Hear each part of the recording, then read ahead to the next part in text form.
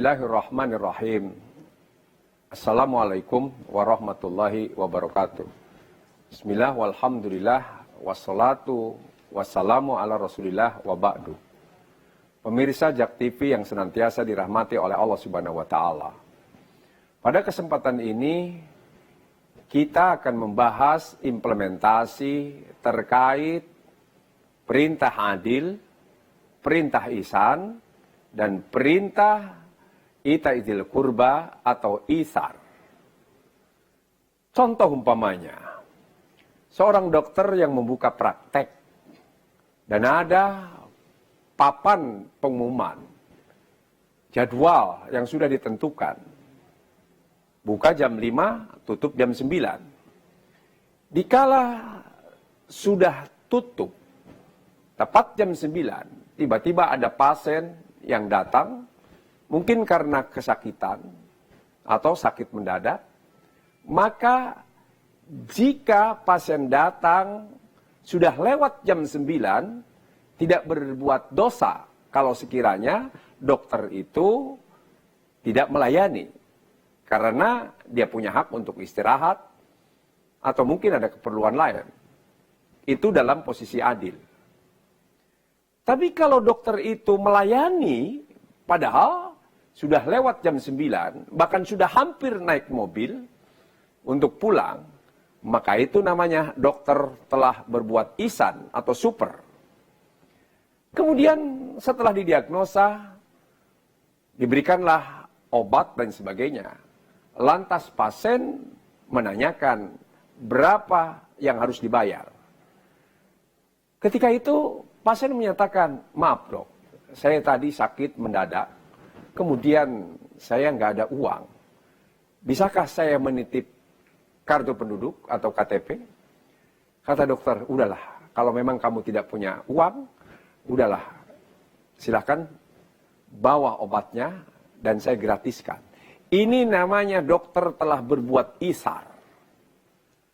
Demikian pula dalam kehidupan keluarga. Sesungguhnya tidak sedikit dalam keluarga muslim yang divorce atau firaq, cerai di tengah jalan.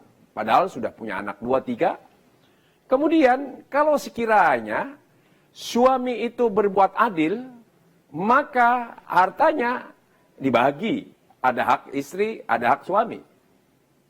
Ada hak anak.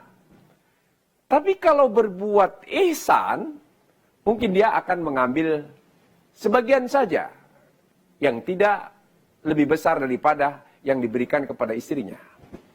Tapi kalau kita mau the best sebagai suami, dikala berpisah, apalagi ada anak, kata suaminya, biarkanlah saya keluar.